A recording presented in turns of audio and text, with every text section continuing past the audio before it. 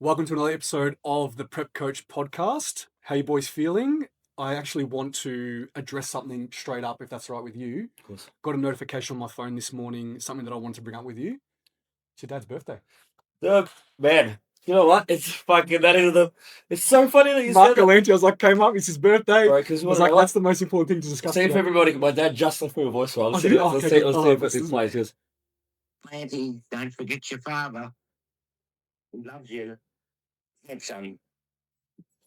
No, I'm a pain. That is the fucking. Your dad's the best. surprised you Oh, your dad's love the you, best. buddy. Love you, man. He's a kid. Love you, Mickey. He's a beautiful man. Happy birthday to the Yeah, happy birthday to. to the great man. If anybody's met my dad, well, if anybody's met me, Yeah, you go. and then been like, oh, MG, we get like always questions or messages about like backside stage me and Timsy. If you want to know why I'm the way I am, and you guys could vouch for it, you meet my dad. That man is just a beautiful bundle of joy. Yes, he is. He is. He is for my whole life. Yeah, MT knows this story. Growing up, I'd be woken up for high school, primary school with my dad singing "Who Let the Dogs Out" as he's running down the corridor.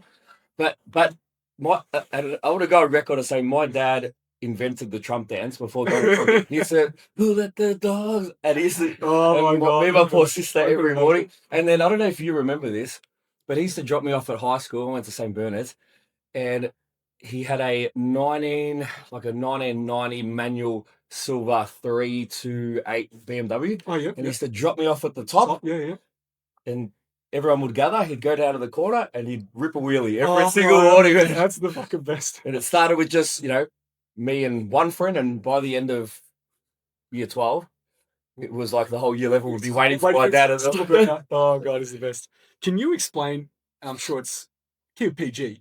Can you explain his nickname and how it evolved?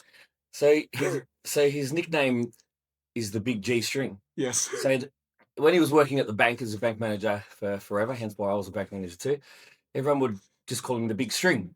Yeah. Because Galante, the Big G, they called him the Big G. Yeah. And then eventually It turned into String, and then it just got shortened to String. So everyone just calls him Stringer. Stringer. Yeah, because Stringer. when I met your dad and started to get to know him, it was like call him the Big String. Yeah. I was like, what? It's Yes. a Big String. So it went from because it was Galante to G to G String to Stringer. to the String. Yeah. So they call him the String, and he calls himself that too. He does. He does. He loves it. Oh, he's the best. But yeah, my dad would leave me a voicemail like that every day, sometimes multiple times a day. Just, "G'day, Mick. It's Dad here, mate. I know you're busy. Just love you, son. Love you. Give me a call. Okay, bye." He's the best. Love it. Absolutely love it. The weekend. Sydney. Yeah. How was it? It's good, man. You guys know I love that venue. It's a great venue to MC from. If you actually stand on the stage at that venue, just with the lighting and how smoky is and how the seats sort of just gradually lift up, not so a lot of them go up a lot steeper. You actually can't see anything on stage. Oh, really? You can't see anything. Can't see anyone in the crowd. It's perfectly smoked where it's not like so dark. It's bright, but there's no visible people that you can see.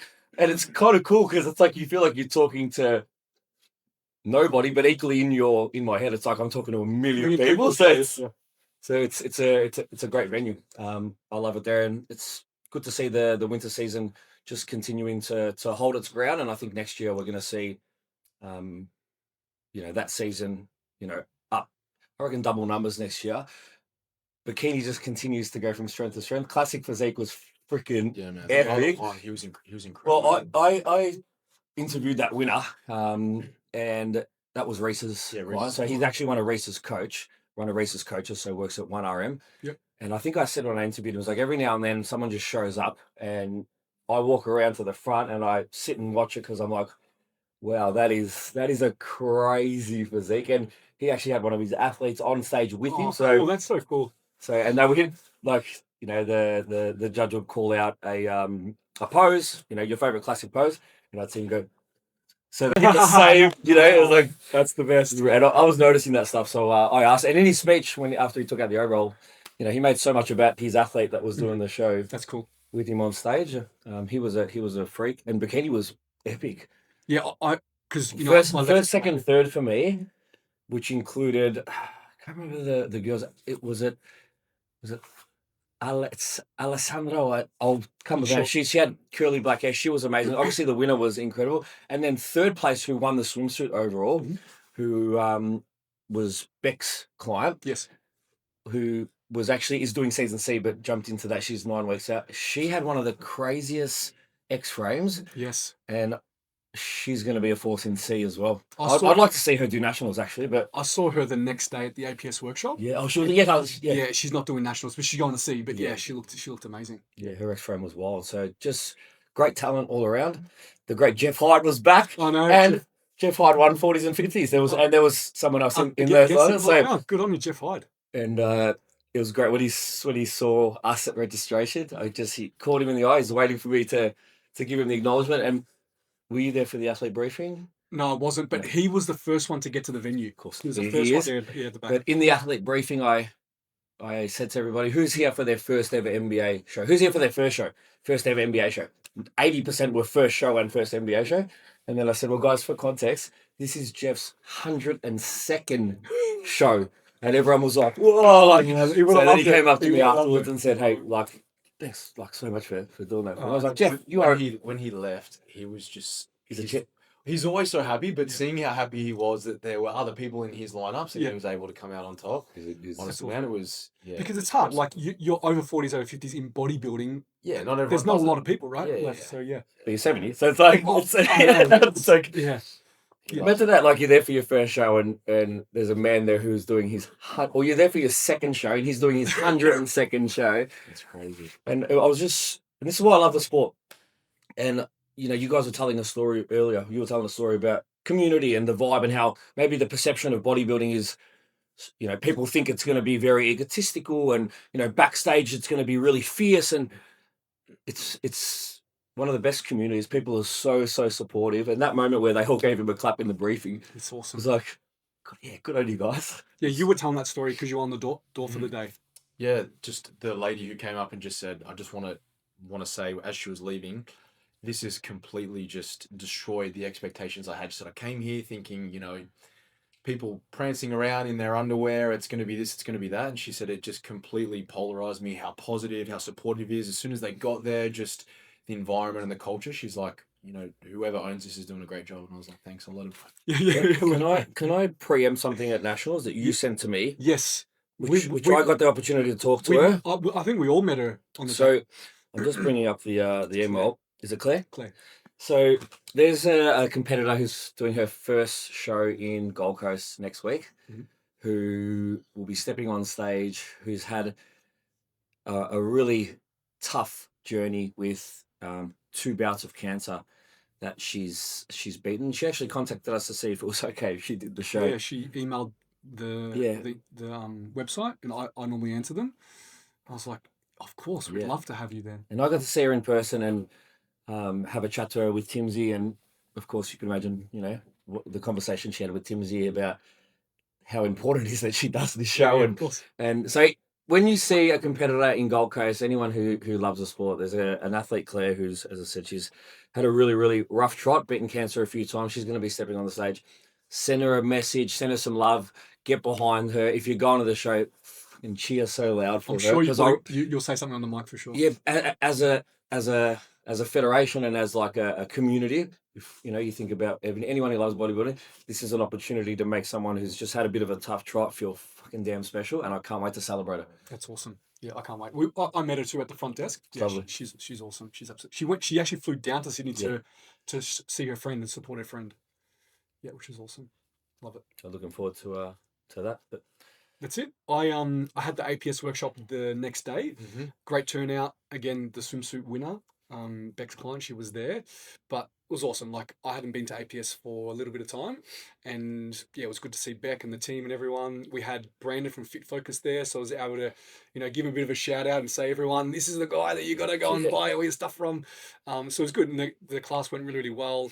Beck runs an amazing class, so she does. yeah, it was awesome to be back there. But I wasn't at the Sydney show for the whole time. I flew over to Gold Coast for the fact that I wanted to do a little bit of recon for NBA, because we got a massive cleaning bill for our last show, and we were invited to go and have a look at how IFBB, put plastic down their floor and things like that. So I was able to go there, talk to the team, Yeah. and get an understanding on, what they want us to do for our show coming up, because we do not want a couple of $1,000 cleaning bill. So Yeah, and we're pretty thorough. We do walls. We do a lot. So, But that last one, there were just athletes that were. It was just and look, it is a nationals. That was a nationals season ace. There's a lot of but there were a lot of people that I was dealing with a lot of it with Selena that were just not being respectful. Yeah. So But we also learned a lot in terms of things that we can do to mitigate and prevent that from happening. So, and she was awesome. We had a really good briefing yesterday, and yeah, she's excited for us to head down and. yes, it was good. It was good to go to that venue when another federation was running a show there, to obviously see some of the differences that they do with venue setup. Well, Because it's always hard to know. You walk into a they venue like, tan in a different area, and we're Yeah. still gonna tan where we tan, Inside. but slightly differently and using some different rooms. So yeah, looking forward to it. But other than that, I saw the NPC Yeah, natural show there. and you Stan had, looked awesome. you was had, awesome. you had a. I had Taylor and Angelique there Yeah, as well. Taylor. I didn't see Angelique's photos, but I saw Taylor's photos. I was like, wow, she was awesome.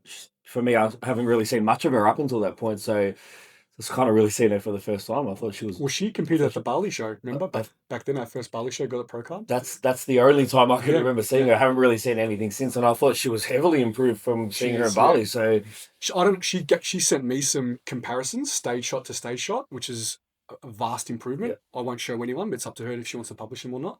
publish it. But yeah, she looked amazing. But it was a good show. As I kind of said to you, for whatever reason, Queensland just has so many figure athletes. Like they had the where were they in season 8? Yeah, I don't know. Turn up to They, WMBF. it was bigger than Fit Model. Like figure was bigger than Fit Model Yeah, wow. on the day. So anyway. That's And some fucking great quality. great. Some of those, the girl that one figure looked wild. Yeah. some great. But that's great good because physiques. there's a lot of I've got a few figure clients next year that are looking at that show. So it's good to know that there's athletes there. they're doing that. I hope some of them bridge for season C as well. Hope so. Yeah. Yeah, I mean, if you look at even our nationals last year, our figure lineups were ginormous, Yes. both in figure and figure international. So maybe it's just the C is the the ideal place where most figure competitors go for. Hopefully, it becomes beta C as like the norm. Yeah, I hope so. Yeah. But anyways, it was a great show. We've got the nationals this weekend on Sunday for NPC. Yeah. Yep. So looking forward to that down in Melbourne. We'll see what happens. We'll see who gets all these pro cards for the first time in the natural. I know. Yeah, it'll be interesting. It's going to It'll be be really, really interesting. a big show. And you and I are going to be in WA on Sunday. I'm looking forward to it. Yep. You got a posing. Yeah, I workshop? mean, me and Scotty have done quite a few in WA, and the turnouts have always been epic. And the quality, I remember walking in the first workshop that we ever did there, and I think one of the first people that walked into that workshop was, I remember Caitlin Ineson. So she had the short hair, and I was like, and then they just started filling up, and I think that first one we had like 40, and I reckon WA won the most pro cards that year. Yeah. At nationals. Yeah. They We did always say amazing. that there's so many. The pool over Was there. that the same year as Freya? Yes. There were multiple WA pro cards that year. Yes. Caitlin obviously as well. Yeah. So yeah, Yeah. Questions? Yeah. Cool. I got one here, Scotty. There's two of them. Okay. What are the biggest red flags you see in how some coaches handle female athletes' hormone health during prep?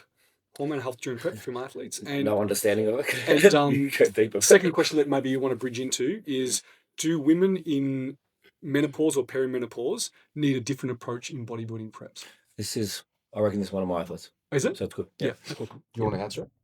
No, well, I think the biggest thing and where it probably came from is the conversation around not being able to produce results going through that. And then, I presented some examples of, athletes that I coach that are in that state that have had some of the best results I've seen in a period of time, to demonstrate that it absolutely is possible to get great results with the right management. So that's kind of more of the context of that.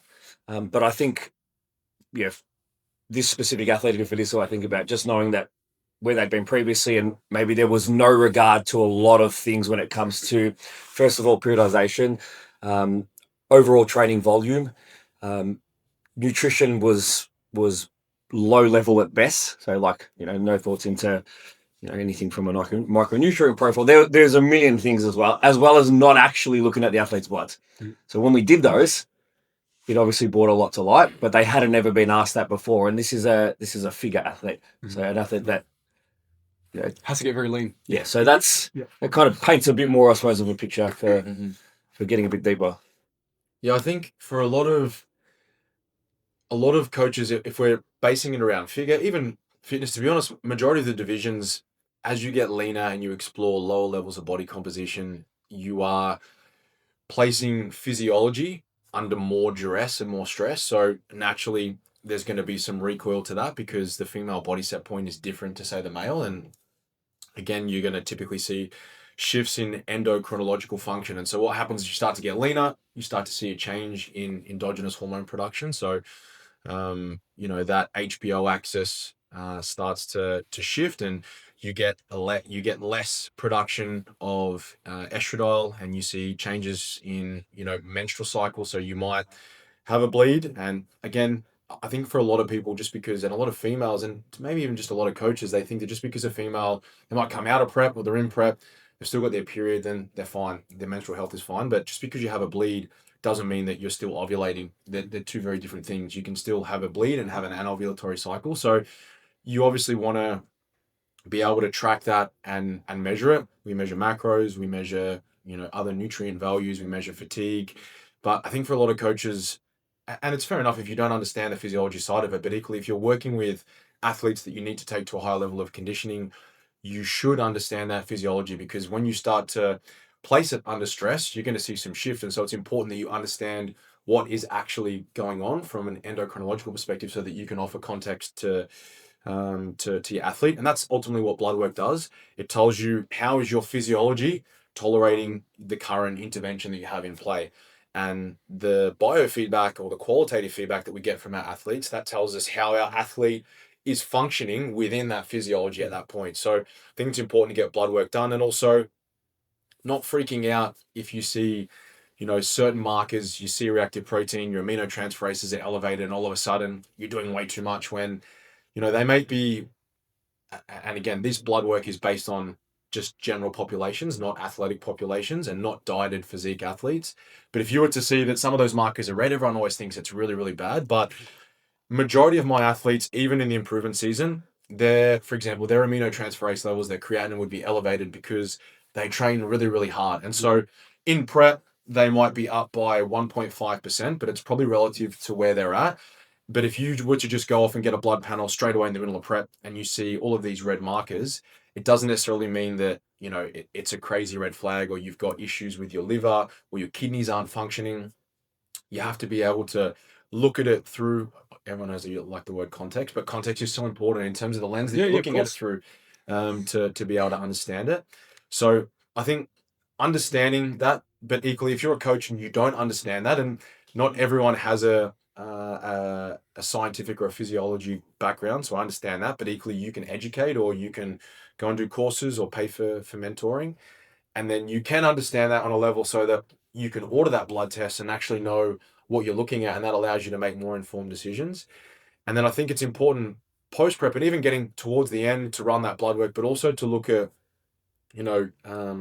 thyroid stimulating hormone and free T3 and T4 to be able to see, metabolically, where are they at? Are they intact? Are they not? Just basing on the menstrual cycle to really get a clear idea of where they're at.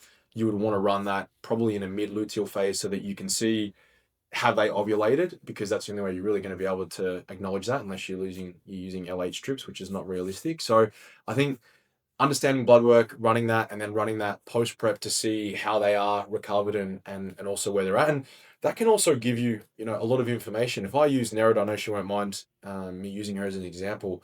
When she was about 8 weeks out and we were in a bit of a digging block, she was feeling really, really fatigued, and we weren't due to get blood work done for probably another 4 weeks, but she was presenting certain symptomatology. I'm like, let's get some bloods to see where you're at. And her markers, even by her standard, were elevated higher than we wanted them to be from an inflammation perspective. So we literally took, I think it was like a 7 or a 10 day diet break. We really pulled back on training. We let things calm down. And then she got back into it, ran her intervention, and then we had bloods done again, and everything was basically back where it needed to be. And her blood work post-prep straight afterwards was better than where it was at that 4 week and at that 8 Oh, wow. sort of 9 week So point. when you took it after prep, how long after prep did you take Like it? straight away, week after. Oh, really? To see where Is it that was. because... And that was you had- because we'd reached our conditioning point. Yeah. And so training had changed drastically. We weren't doing any cardio. We had brought food all the way back up. We were sitting at maintenance. Her volume, you know, when she's in the off season, she's maybe doing anywhere from 14 to 18 working sets per muscle group, whereas we were working in that sort of 8 to 12 mark. So volume had come way down. She was training 4 times a week, so the frequency was a lot lower. And she was in about as good a spot as you could be in for someone who was as lean as what she was. She was very lean. Yeah. So there's definitely some benefit, and I took a lot away from that, as in obviously the goal is always if you can eat up and hold that, great.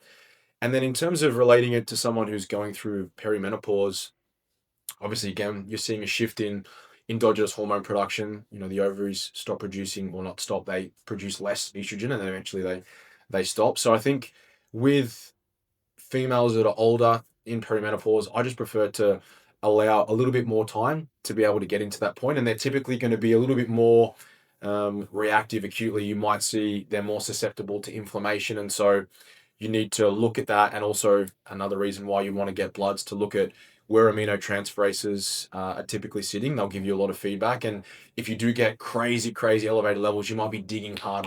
It might mean that you actually need to pull back for a little bit and then reassess the intervention. I've got a few athletes that do FIFO that are figure and fitness competitors, and we have to really manage that, because when you're in prep, as it is, eating less, doing more is hard. And then you go on a different shift basically you're working 1 week, and it could be days, 14-hour days, and then you've got the next week off, but then the week after that you're on nights. So your circadian rhythm's constantly in turbulence. And for a lot of females, their physiology just says, fuck you, I'm not having it. And so you have to actually work out. So I've got an athlete at the moment who we've had weeks where when she's out on shift, we train twice for that week, and that's it. And she doesn't do a lot of steps because she's in the truck. And so it's a lesser week. But then when she's back home, it's a lot more full on, because we're squeezing, we're almost looking at it as a fortnightly basis. Okay, and yeah. so we're doing a lot less there, because we need that time. If we try and pull too much, we know that your body just doesn't have it. Sleeping 5.5 hours a night. And then, so it means that when you're back home, you then have to, you've got to work a lot harder, and you've basically got to go to bed at 7:30 every night and sleep. You've got to get 12 hours sleep, because otherwise your body just doesn't have enough time. And so for those athletes, your timeline is a lot larger, and you've got to build in those periods of turbulence. So, not to summarize it, but if you were to say someone's going into prep with perfect hormone health, right? How would you try to preserve it the best you possibly can through prep? It sounds like with breaks of making sure they're recovering, giving back to the system, not being too aggressive. And also starting prep from a really strong place. So have a really productive pre-prep phase. And again, those athletes aren't going to be 6-week, 8-week pre-preppers. You might need to allow, it's a 12-week dieting phase. And they're also the ones that you typically can't, well, can't's the wrong word, blanket statement. I prefer the way I would do it. I don't let them get too far away from where I want them to be, because if they get 15, 16 kilos off stage weight, then the toll of pulling off 6 to 8 kilos in a pre-prep takes, and then you've got another 8 that you've got to lose, even if it's over 30 weeks. Sometimes it can be more challenging, versus they typically have to hover a little bit more, and usually they're the ones that you have to guard food a little bit more. But yeah, that's sort of some of the things I would factor in. And then from a growth perspective, like as coaches, I don't certainly look at it as that much of a limiting factor in any way when it comes to coaching someone for muscle gain over a period of time, because they're in that phase. No, well, again, if you can place your physiology under enough stress, you place an insult that causes adaptation to take place, you eat really well, and you sleep really well. Sure, you're not going to have the same proclivity to acquire tissue as a 16 or a 21-year-old, but you can still absolutely make gains. It's a lot of it comes down to the training intensity. And then for a lot of those athletes, and I think most people need to learn how to train hard. And there's levels. You might be like, yeah, I train hard. And then you see someone who trains really hard. And then they might see someone else who trains hard. And it's it can really open your horizons. And I think that's one of the biggest things. Those that have the craziest physiques and that get into the craziest levels of condition, they're usually the ones that are just a maniac in the way they go about it with their training. For me, that's the biggest thing that I've noticed is like if I look at, say, just a handful of my athletes in this position that have had some really impressive gains over the last 12 months, maybe even surpassed my expectations of how much they've changed. They've gone from training well to training super intense. Yeah. It's been the biggest shift. And all of them, the dieting phases are probably a little bit longer, but a little bit slower. And I'm probably adding a 4 to 6 week buffer on the actual prep itself. And that's really the only differences.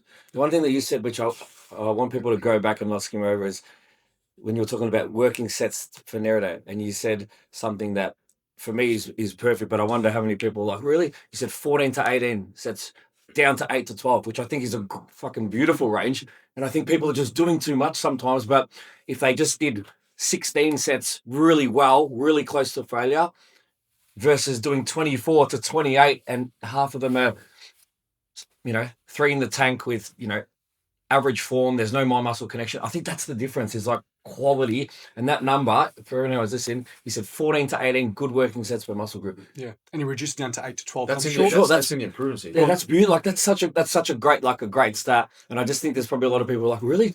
Only 14, 18? But that's where it should be at. But there's sets that, again, that count. What you that do count, a deadlift, for sure. what you do a squat, for even sure. a leg extension. So For sure. you're rinsing it up out of that. Definitely. And again, some people can tolerate more, but the optimal range for volume is the amount that you can train to that proximity to failure and then recover from that and then do it again, because ultimately that's what you're trying to do. But if you do 25 sets and you're still recovering from that, I would, like good working sets, I would argue, are they really like that good? Like, I trained legs yesterday. I think I did 7 sets for both, and my legs are absolutely destroyed. And I'm sure most people, and even when you look at I actually saw Mike Pearson put something up, Big Mike. Definitely. Yeah. He's like the biggest human in Australia at the moment. He's a beast. But you look at some of the clips he puts up, he might have like 9 or 10 working sets for his whole workout, and he might train legs. It might be like he's got 4 or 5 sets of hamstrings, 4 or 5 sets of quads. But you look at how much load he's moving and the intensity that he trains at, and he's an absolute monster. And yeah, he's assisted, but that doesn't just allow him to be that big. Sure. He trains like his life depends on it. And I think that's what it comes down to. You doing less for me, and that's something that I constantly tell younger athletes. I'll try and give the least amount that I can to get the maximum output out of it, and then you titrate volume accordingly. Awesome. I think that was good. We're going to wrap up there. I know it's a little bit short because we've got to go to an appointment, but that was awesome. Thanks everyone for listening. Hopefully see some of you guys at the WA workshop this weekend, or at the IFBB Nationals that I'll be at, or at Nationals, or at Adelaide the week after, or at Sydney the week after that. Hopefully we'll see some of you guys really, really soon. Thanks for listening.